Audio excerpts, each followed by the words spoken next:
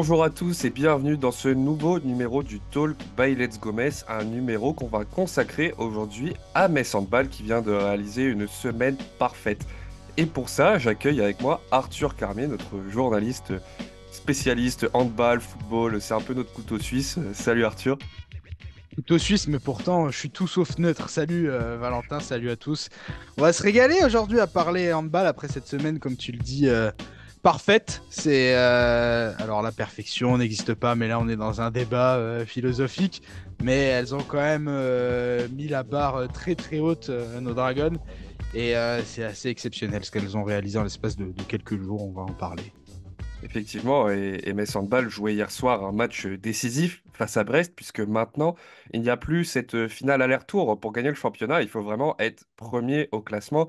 Et étant donné que Metz Handball avait été battu à l'aller, il fallait absolument l'emporter sur le parquet de Brest. Et ça a été une dure bataille. Arthur, qu'est-ce que tu retiens de ce match? Bah, tu as évoqué le mot finale, il n'y a plus de finale aller-retour, mais un peu quand même quand on constate que les deux équipes ont le même nombre de défaites en championnat de France depuis que Metz Handball a réussi à rattraper, si je puis dire, sa défaite de l'aller. Ce que je retiens de ce match, bah, évidemment, c'était un match couperé. C'était comme une demi-finale de Ligue des Champions où il fallait absolument l'emporter pour continuer l'aventure en LBE. Et j'ai vu une équipe de Metz Handball conquérante, pas fatiguée pour un sou après la rude bataille de Bucarest quelques jours auparavant. Une équipe quand même bousculée d'entrée par Brest et surtout Valeria Maslova, l'ancienne Messine, qui a fait un match absolument énorme, qui a fait parler son bras que tout le monde connaît désormais dans le handball français. Mais cette équipe de Metz n'a pas paniqué. Et on a vu une équipe qui voulait absolument se replacer pour le titre de champion de France. Alors, bien évidemment, aujourd'hui, si on prend les classements, Metz est encore derrière parce que Metz a un match de retard. Mais en cas de victoire, Metz repassera automatiquement devant Brest, car avec ce succès en Bretagne de 5 buts, bah, Metz est devant à la faveur du goal average particulier dans les confrontations directes entre les deux équipes. Et c'est tout ce qu'il fallait faire et c'est le plus important. Arthur, tu as un petit peu anticipé ma question suivante. C'était évidemment une semaine qu'on craignait du côté de Metz avec ce quart de finale retour face à Bucarest et derrière finalement une finale pour le titre face à Brest. Euh, Si elles réalisent un sans faute, elles seront championnes de France. Est-ce qu'on peut dire aujourd'hui que Metz Handball pourrait être sacré champion en fin de saison? Metz a fait un grand pas vers le titre. Ah bah, plus qu'un grand pas, Metz a gagné 7 finales avant l'heure face à Brest parce que c'était le match à ne surtout pas perdre. Toute la saison, Metz a couru après, enfin toute la saison, j'exagère. Pendant de nombreux mois, Metz a couru après cette victoire très importante concédée à Brest à l'aller. Il fallait absolument être parfait, ne pas faire le moindre faux pas, sans mauvais jeu de mots avec la pivot de Brest-Bretagne handball. Il fallait pas faire d'erreur jusqu'à cette confrontation retour du 8 mai à Brest. C'est aussi symbolique que ça se passe le 8 mai. Et Metz a parfaitement réussi à faire cela. Et maintenant, Metz a repris plus que l'ascendant psychologique, l'ascendant comptable et l'ascendant du destin. Alors, la donne n'avait jamais changé. Si Metz Handball gagnait tous ses matchs jusqu'à la fin de saison, y compris contre Brest, Metz Handball était champion de France. Mais là, cette grosse épreuve, ce col hors catégorie, pourtant le massif armoricain, il est plus bas ces dernières années. Cette grosse étape Brest a été passée avec brio et c'est magnifique. Et évidemment, on va prendre toutes les précautions qui s'imposent puisque on ne veut pas porter l'œil, la saison n'est pas terminée. Mais malgré tout, Metz avait été battu à l'aller. Il a fallu donc hier mettre les ingrédients, comme tu le disais, pour prendre le meilleur sur les Bretonnes. Et qu'est-ce qu'elles ont mis de plus, justement, ces Messines, selon toi? Qu'est-ce qu'elles ont eu de plus que les Bretonnes hier pour réussir à l'emporter? Alors, je vais commencer déjà par qu'est-ce qu'elles ont mis de similaire. Pour moi, à l'aller, Metz Handball s'était livré un combat. Enfin, Brest avait initié ce combat et Metz Handball avait répondu à ce combat.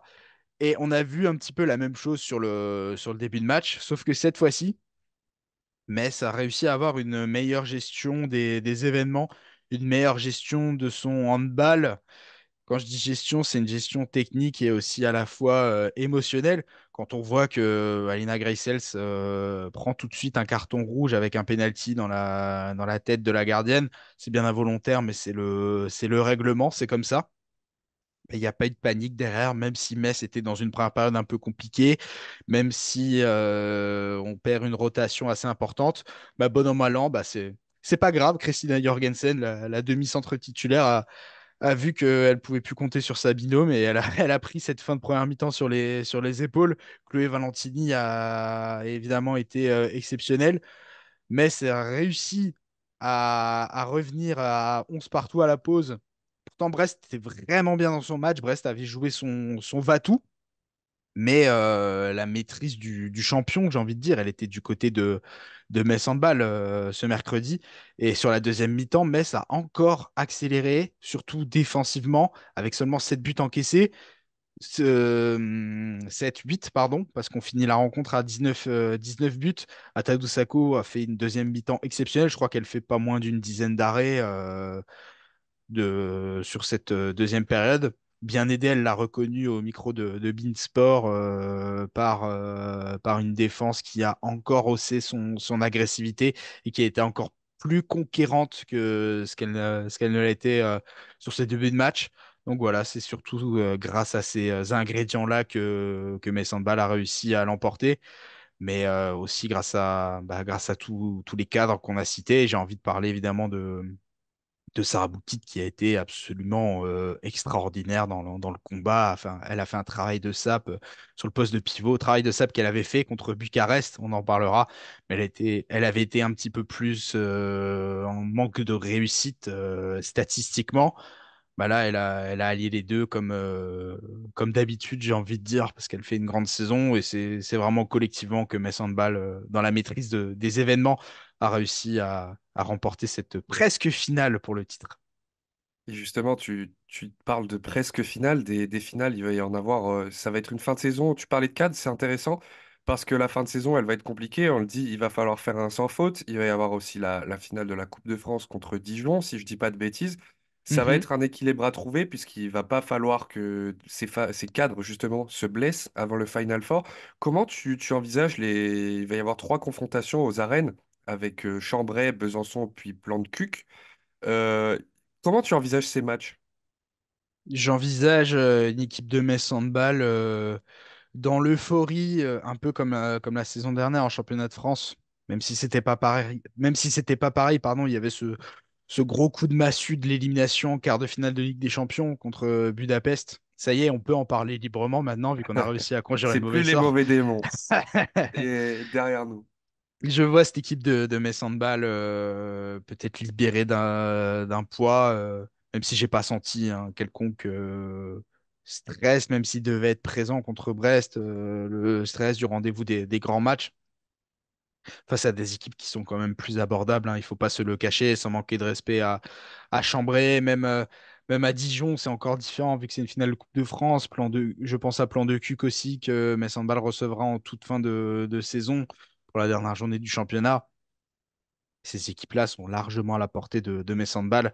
Et si Metz joue en mode Ligue des Champions, ce à quoi je m'attends parce qu'on se rapproche de plus en plus du Final Four. Cette équipe, on est en mai, donc l'équipe est vraiment au sommet de son art collectivement sur une saison. Elles ont travaillé ensemble toute l'année. C'est dans ces instants-là qu'on le voit. Si l'équipe est en mode Ligue des Champions, les matchs peuvent être pliés en une mi-temps. J'exagère volontairement parce que c'est souvent comme ça que cela se passe. Quand Metz Handball reçoit des équipes largement en dessous d'elle, eh bien, on arrive à faire la différence assez rapidement pour Mm. pouvoir ouvrir le banc et justement reposer les cadres afin que les cadres ne soient pas cramés avant une échéance extrêmement importante. à Budapest. Budapest, on anticipe un petit peu. Passer le match d'hier face à Brest, il fallait évidemment qu'on revienne sur la grosse performance des Dragons ce samedi. Dans des arènes à guichet fermé, elles ont pris le meilleur sur Bucarest pour se qualifier pour le troisième Final Four de leur histoire. Arthur, dans l'avant-match, la semaine dernière, on avait parlé de gros combats physiques, tactiques, on s'attendait à ça. Et le moins qu'on puisse dire, c'est qu'on n'a pas été déçus. Ouais, c'est clair, on n'a pas été déçus. On a vu deux équipes qui voulaient vraiment ce Final Four. Mais malgré tous les beaux noms de Bucarest, ses individualités, Neagu qui a fait un match extraordinaire, Omoregui aussi, elle a sorti un petit peu la tête à des moments importants. Grazadi a mis quelques buts exceptionnels, même si Olivier Crumble s'en parlait dans un dernier numéro de l'émission Dragon Mag sur Moselle TV. Peut-être que Christina Neagu, joueuse toute exceptionnelle qu'elle est, vampirise un petit peu le jeu roumain, un peu comme, pour faire une comparaison que tout le monde va comprendre au foot, un peu comme un Cristiano Ronaldo dans ses grandes heures, Mm, sans évidemment comparer la mentalité de ces deux sportifs que je ne connais pas personnellement.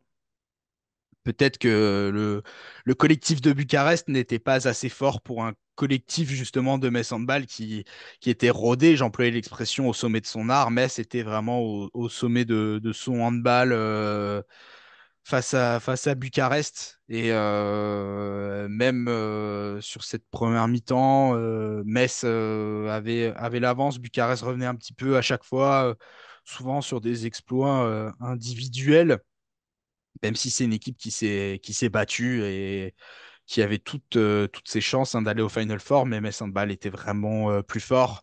Là encore, je vois la victoire de la maîtrise, la victoire d'une équipe qui voulait vraiment son Final Four. Manu Mayonnaise en avait parlé après la rencontre.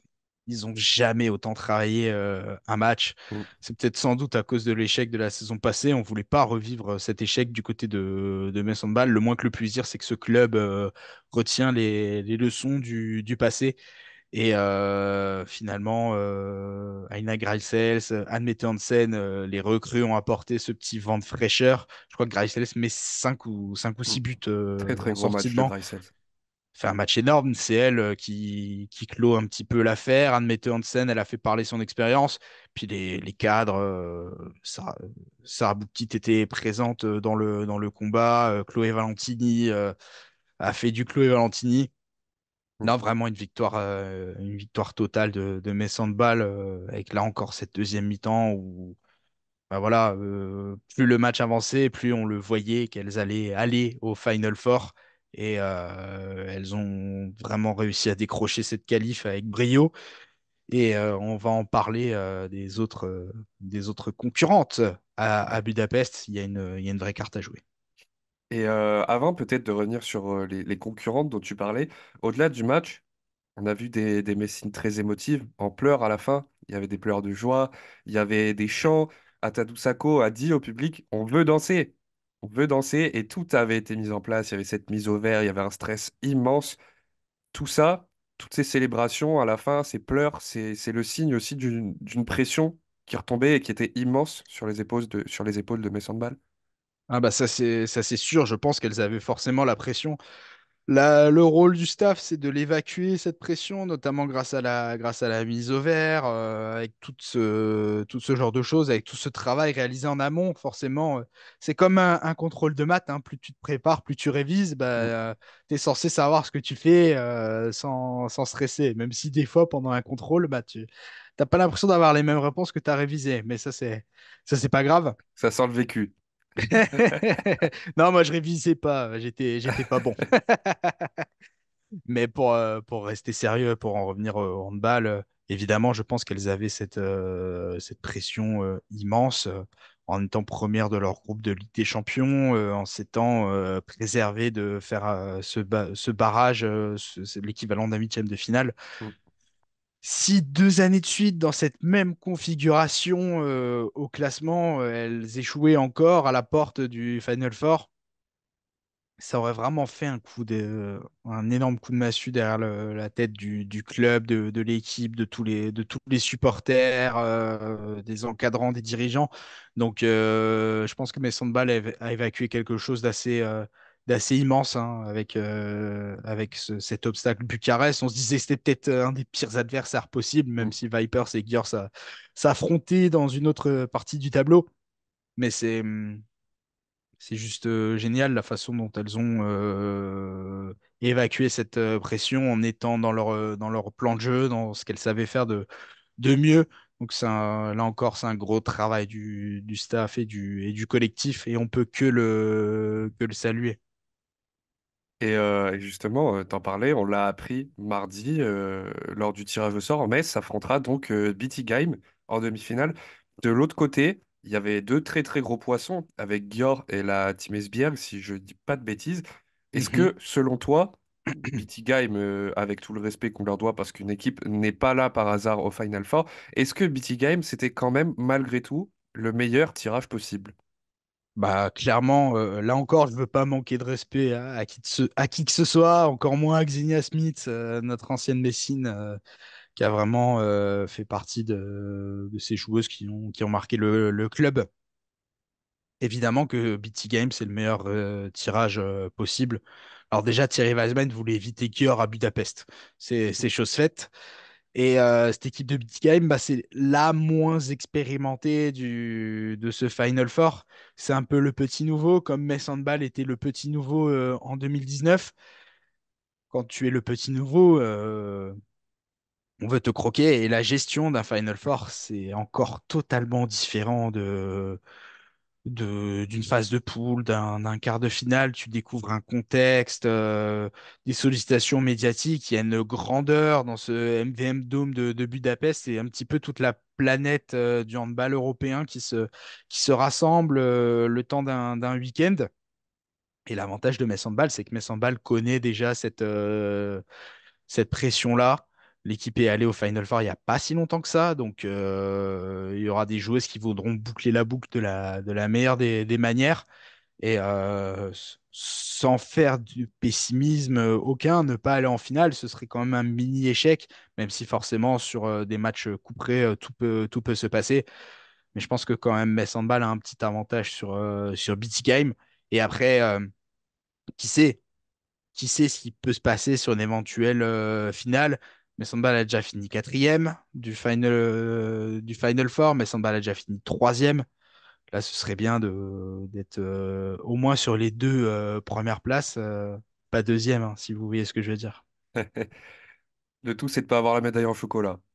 C'est, c'est ça, ça on le veut pas. Je pense que dans la progression du club, et c'est quand même fou de se dire ça parce que on le rappellera jamais assez que Metz Handball n'a pas nécessairement le même budget que d'autres cadors européens. Je prends l'exemple de Győr où tous les postes sont triplés, même à Brest, tous les postes sont triplés, bon, peut-être moins qualitativement que Metz Handball, même s'il y a forcément des joueuses de qualité. Parfois à des montants qui dépassent l'entendement par rapport à d'autres clubs, par rapport à la moyenne de ce qu'on peut trouver dans le handball féminin. Mais c'est une stratégie, hein, on ne peut pas critiquer, on peut que respecter la stratégie de ces clubs parce que ça fait aussi vivre le sport. On peut pas reprocher à Gior d'avoir un énorme sponsor qui investit pour l'équipe, en l'occurrence Audi. Mais c'est un miracle permanent, Metz Handball. Mais on peut plus employer le mot miracle, vu que ça fait 2 saisons consécutives que le club est vraiment au plus haut de l'affiche en Ligue des Champions avec cette maîtrise des phases de poule. Un club qui se comporte vraiment en patron par moment, c'est quand même assez extraordinaire quand on voit au club où on était il y a 10 ans, 11 ans maintenant, quand on perdait une finale de C3 contre Holstebro à la maison. On se disait que c'était déjà énorme d'arriver en finale de cette petite Coupe d'Europe. C3 ou C2, je ne sais plus, c'était la Coupe des Coupes. Mais là, au Final Four de Ligue des Champions et c'est presque normal d'y arriver. Ça aurait été un échec de pas y être. C'est quand même assez incroyable. Et là encore, on se dit, purée, c'est BT Game qui arrive. BT Game qui a fait une saison. aussi exceptionnel, qui a battu ICAST notamment, ICAST qui avait fait des misères à mes handball. Mais là, on se dit que ben, Metz Handball doit passer et doit aller en finale de Ligue des Champions. Metz Handball doit faire partie de ces deux meilleures équipes d'Europe. Et c'est assez incroyable. Et pourtant, sur les ailes, on a des jeunes en rotation. Après, c'est difficile aussi d'être remplaçant de Chloé Valentini. Mais C'est c'est clair. pour dire que cet effectif, il se construit aussi par la formation du club et pas nécessairement à coup d'énormes salaires. Et ça rend la chose encore plus exceptionnelle. Justement, il y avait un point intéressant que tu évoquais tout à l'heure sur lequel j'aimerais rebondir pour cette dernière question. C'était l'an dernier, l'échec de ne pas aller au Final Four. Il y a eu ce titre de champion de France. C'était un objectif coché, mais il y avait eu cette défaite en quart de finale face à Budapest. C'était un réel échec que de ne pas aller au Final Four. Cette année, on l'a dit, on a évacué les vieux démons, ils sont bien derrière nous. Metz est au Final Four. Et est-ce que on peut dire sans trop se mouiller, que la saison de Metz Handball est, quoi qu'il arrive, réussie avec ce Final Four? Ou est-ce qu'on est plus gourmand et on se dit, tiens, maintenant qu'on y est, on peut avoir justement cette première ou deuxième place que tu évoquais? Bah déjà, pour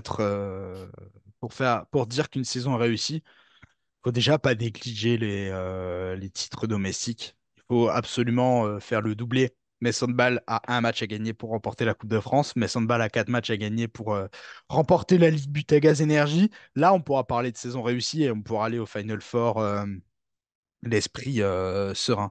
Maintenant, si Metz Handball réalise ce doublé Coupe Championnat, ce qui est le plus probable hein, sur cette fin de saison, et venait à perdre en demi-finale de Ligue des Champions, il y aurait quand même une pointe de déception parce que sur le papier, tu es favori sur le tirage au sort, mais la saison, elle serait quand même réussie.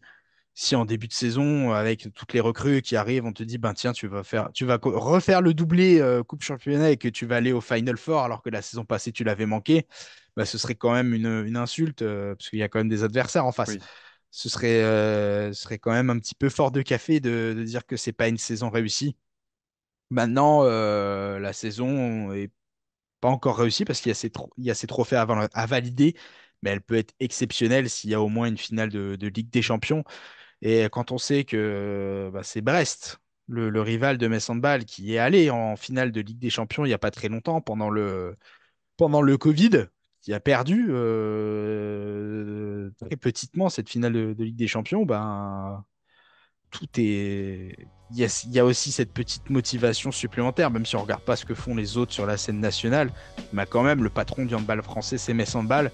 Et s'il y a un club qui doit aller en finale de Ligue des Champions, voire la gagner, ben, c'est Metz Handball. Eh ben écoute, on va croiser les doigts pour ce Final Four des Ligue des Champions et pour le sprint final en Ligue Butagaz Énergie. Merci à Arthur d'avoir été avec nous aujourd'hui. Merci Valentin. Et puis ben, on vous retrouve dans un prochain numéro du Talk by Let's Go Metz d'ici quelques jours aux semaines pour parler du FC Metz. Allez, à bientôt. Bye bye.